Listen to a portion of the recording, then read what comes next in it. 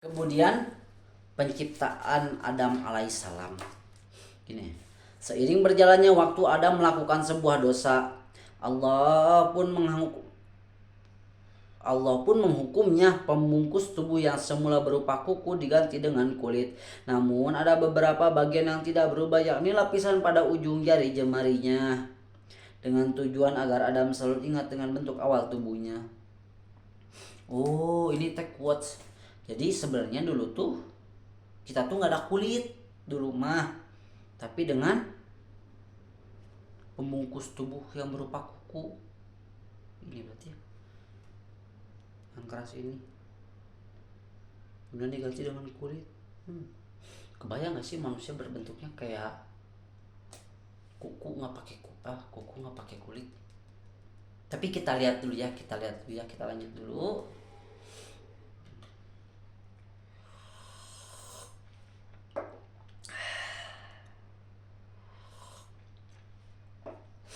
Ibnu Abbas radhiyallahu an menuturkan Allah menciptakan raga Nabi Adam alaihissalam dari beberapa bagian tanah di muka bumi. Kepalanya dari tanah Ka'bah, dadanya dari tanah pulau-pulau di seluruh penjuru bumi, punggung dan perutnya dari tanah India, kedua tangannya dari tanah bagian timur bumi, dan kedua kakinya dari tanah bagian barat bumi. Sedangkan Wahab bin Munabih berkata, Allah menciptakan Nabi Adam dari tanah yang diambil dari 7 lapisan bumi. Kepala dari lapisan bumi pertama, leher dari lapisan bumi pertama, lapisan bumi kedua, lapisan bumi ketiga, lapisan bumi keempat, lapisan bumi kelima, lapisan bumi keenam, sama pantat nih, paha sama pantat tuh dari lapisan bumi keenam, dan betis dari lapisan ketujuh. Ternyata manusia tuh memiliki 7 lapisan ya. 1, 2, 3, 4, paha sama pantat 5. Tar. 7 lapisan. 1 kepala, leher 2, 3. Oh iya benar, dada sama punggung, perut. Jadi 1, 2, 3, 4, 5, paha 6, 7. Nah, kalau kata Ibnu Munabih ini, Wahab bin Munabih. Jadi intinya mah manusia tuh diciptakannya dari tanah-tanah yang berbeda ya. Nabi Adam tuh. Jadi aku pikir teh gini, sudah ibaratkan manusia tuh diciptakan dari satu tanah we. Udah we, ternyata enggak kawan-kawan. Banyak ternyata. Tuh, bahkan Ibnu Abbas menuturkan Allah menciptakan kepala Nabi Adam dari tanah Baitul Maqdis, wajahnya dari tanah surga, kedua telinganya dari tanah Bukit Tursina, dahi dari tanah Irak, giginya dari tanah Telaga Kautsar, tangan kanannya dari jemarinya dari tanah Ka'bah. Tuh, bahkan Ibnu Abbas tuh mengatakan bahwa setiap bentuk tuh kayak bentuk muka, bentuk kepala, tangan, sikut itu tuh ternyata beda-beda.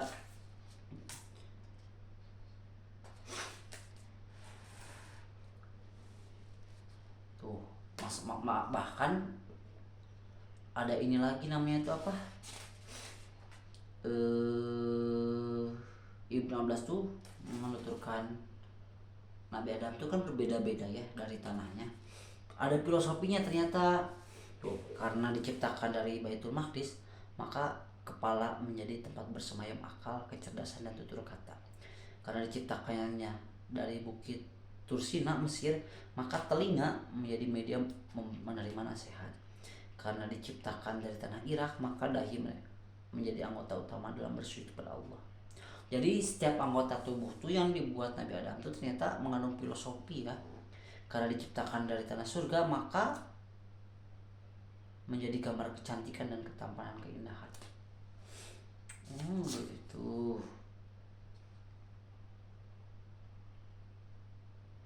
Gitu teman-teman. Jadi intinya dari Ibnu Abbas tuh setiap anggota badan tuh ada filosofinya. Jadi ibaratkan nih, tangan kiri tangan kiri itu terbuat dari tanah Persia. Nah, fungsinya buat apa? Buat bersuci tuh. Kalau perut diciptakan dari tanah Khurasan, maka menjadi tempat rasa lapar tuh. Jadi setiap tempat tuh ada filosofinya ya. Berarti seluruh muka bumi di dunia itu ada karakteristik gitu. Selain itu Allah menganugerahkan 9 lubang kepada Nabi Adam. Tuh, ternyata manusia juga memiliki 9 lubang. 7 lubang di kepala. Satu, dua, tiga, empat, lima, enam, 7. Oh, jadi di kepala tuh ada 7. Mata 2, hidung 2, mulut 1, tangan, telinga 2. 1, 2, 3, 4, 5, 6, 7. Dan 2 lubang di bagian tubuh lainnya, yaitu lubang kemaluan dan lubang pantat. Tidak bisa ditunjukkan. Gitu ya. Jadi Allah tuh menciptakan 9 lubang. 1, 2, 3, 4, 5, 6, 7, 8, 9. Allah juga menganugerahkan panca indera kepada Adam. Mata sebagai indera penglihatan, telinga sebagai indera pendengaran, lidah sebagai indera perasa, kedua telapak tangan sebagai indera peraba, dan hidung sebagai indera penciuman. Setelah raga Adam selesai diciptakan, Allah memerintahkan ruh untuk masuk ke dalam tubuh Adam. Adam yang menjawab bahwa ruh itu masuk melalui otak dan berputar-putar di sekitar. Jadi Nabi Adam tuh pada saat ruh dimasukkan, ternyata si ruhnya tuh langsung masuk. Enggak, ternyata kawan-kawan, ruhnya tuh di otak dulu selama 200 tahun lamanya. Setelah itu baru turun ke mata. Setelah itu Adam bisa menyaksikan raganya masih berupa tanah liat. Jadi dari otak dulu muter-muter 200 tahun, kemudian masuk ke mata, bisa lihat tuh, tanah badan saya ternyata masih tanah liat kering gitu. Terus ruh itu tuh mengalir ke telinga, mata, telinga. Nah itu Nabi Adam mendengar para malaikat senantiasa bertasbih tuh, berarti malaikatnya bertasbih. Ruh itu terus turun ke lubang hidung dan bersin. Jadi pas asup 200 tahun, mata, telinga, hidung karek bersin-bersin. Begitu bersinnya terhenti, ruh turun ke mulut dan lidah. Karena Adam sudah mampu berbicara, Allah menuntun Adam mengucapkan kalimat Alhamdulillahirabbil alamin. Alhamdulillah ya, alhamdulillah. Allah pun menjawab dengan ucapan yarhamu rabbuka. Nah, jadi apabila seorang bersin, dicontohan ku Nabi Adam mengucapkan alhamdulillah. Cak Allah kumaha dijawabna? Yarhamuka rabbuka ya Adam. Yarhamuka muga dirahmatan, rabbuka anjeun Adam. Yarhamuka mugia dirahmatan, rabbuka ku pangeran ya Adam, wahai Adam. Lalu itu terus mengalir ke bawah. Ketika sampai di bagian dada, tiba-tiba Adam mencoba untuk berdiri tapi tidak berhasil. Inilah kemudian menyebabkan Allah berfirman, jadi Adam rusuh merinya sih nama dimasukkan udah sampai dada, terus meren untuk tekan kita. Terus Allah berkata, wa kanal insanu ajula, dan adalah manusia bersifat tergesa-gesa. Nah, jadi teman-teman jangan nyalahin ke orang-orang anu rusuhan. Gak boleh nyalahin karena Nabi Adam juga tergesa-gesa ternyata. Ini bukan pembelaan sih sebenarnya, cuman ini setiap orang beda-beda lah ya. Ada yang nyantai, santuy banget hidupnya. Ada orang-orang yang memang rusuh hidupnya gitu. No rusuh, no rame gitu. Bahkan aku pernah ketemu sama orang yang dibilang unik. Kenapa aku katakan unik? Karena dia tuh bilang hidup itu gak seru kalau gak ada masalah. Terus dia tuh tiap hari membuat masalah kan. Lupa manusianya. Ketika ruh sampai di perut, Adam mulai merasakan lapar dan meminta makanan. Demikianlah proses perjalanan ruh masuk ke Adam. Ternyata Nabi Adam, berarti kenapa bayi pas waktu lahir pasti minta susu ibunya dan lapar? Karena pada saat itu juga Nabi Adam waktu diciptakan ruhnya masuk ke perut lapar juga berarti ya.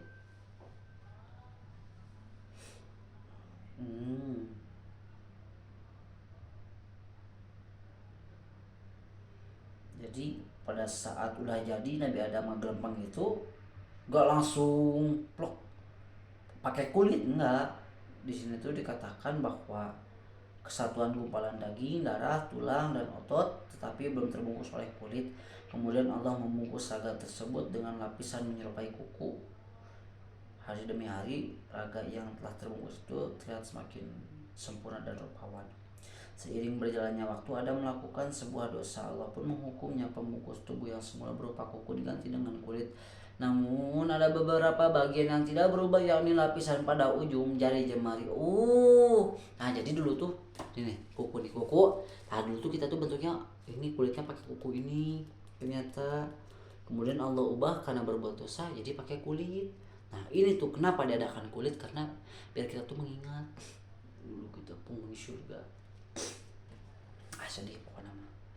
Setelah Allah menyempurnakan proses penciptaan Adam, meniupkan ruh ke jasadnya, melapisi tubuhnya dengan kulit dan menutupinya dengan pakaian surga, maka Nur Muhammad bersinar terang laksana bulan purnama menerpa wajahnya. Kemudian tubuh Adam diletakkan di atas sebuah singgasana yang dipikul oleh beberapa malaikat. Setelah itu Allah berfirman, wahai para malaikat, bawalah Adam beserta singgasananya mengelilingi langit agar ia melihat berbagai keindahan dan segala sesuatu yang ada di dalamnya. Dengan begitu ia bertambah yakin akan kekuasaan dan kebesaran Allah. Pada saat Adam telah diciptakan, naik singgasana, Allah nyuruh ke malaikat, malaikat arak Nabi Adam. Pantesan di urang teh ge aya ada ini. Tahu orang yang disunatan suka ada diarah keninya. Nah ternyata itu tuh mungkin mengikuti dari Nabi Adam, karena Nabi Adam tuh pada saat diciptakan dia juga diarah sama malaikat, disuruh lihat kanan kirinya. Kemudian Allah menciptakan seekor kuda dari minyak kasturi putih yang sangat harum. Kuda itu bernama Maimun. Jadi bah lagi kuda guys, namanya Maimun, yang memiliki 2 sayap yang terbuat dari intan dan permata. Ada nih kudanya sayapnya intan dan permata. Nabi Adam pun menaiki kuda tersebut, sedangkan malaikat Jibril memegangi kendalinya. Malaikat Mikail mengawal dari sebelah kanan dan malaikat Israfil dari sebelah kiri. Ternyata Nabi Adam naik kuda ibaratkan kilah tong pusing Nabi Adam jauh teuing. Budak leutik digendong meureun ku tukang kudana dihareup di kanan kiri. Gitu. Ieu mah meureun Nabi Adam anu megang repana meureun malaikat Jibril, anu malaikat sebelah kanan Mikail, anu malaikat kiri Israfil. Mereka pun berjalan membawa Adam mengelilingi langit sekitar 100 tahun lamanya. Setiap kali berjumpa dengan malaikat, Adam selalu menyapa mereka dengan mengucapkan Assalamualaikum. Mereka pun menjawab Waalaikumsalam. Allah berfirman kepada Nabi Adam, wahai Adam, kelak seperti itulah ucapan salam penghormatanmu dan seluruh kaum mukmin dari keturunanmu kepada sesama mereka hingga sampai datang hari kiamat. Ternyata Nabi Adam itu dimasukin dulu di otak, ke mata, ke telinga, ke hidung, bersin-bersin, masuk ke mulut tuh disuruh ucapkan alhamdulillah, kemudian sampai ke dada utak-utakan gerak ini, kemudian tersabar, kemudian turunlah firman surat Al-Isra ayat 11 bahwa manusia bersifat tergesa-gesa. Kemudian setelah jadi Nabi Adam, Allah menyempurnakan dirinya yang asalnya dari kuku kayak gini semuanya, terus jadi segumpal daging, otot, tulang, dan yang lain-lain. Kemudian karena Adam berbuat dosa, digantilah badan kita tuh yang tadi sebening gini nih, sebening kuku ini kemudian jadi kulit. Nah sesudah jadi kulit ini teh Nabi Adam diarak kumara malaikat tilu, Jibril, Mikail, Israfil. Jibril memegang kendali depan, Mikail yang sebelah kanan, Israfil sebelah kiri. Mereka pun membawa Nabi Adam 100 tahun, dan kemudian Nabi Adam pun setiap bertemu dengan para malaikat yaitu mengucapkan assalamualaikum, malaikat pun menjawab waalaikumsalam. Kemudian Allah berfirman kepada Nabi Adam, wahai anak Adam, kelak seperti itulah ucapan salam penghormatan kepada seluruh kaum mukmin dan seluruh keturunan Nabi Adam hingga akhir kiamat. Mungkin pada kesempatan kali ini Dako Ikul Akbar 2 bab dulu ya teman-teman ya. Mohon maaf apabila ada kekurangan. Akhirul kalam. Wassalamualaikum warahmatullahi wabarakatuh. Alhamdulillahirabbil alamin.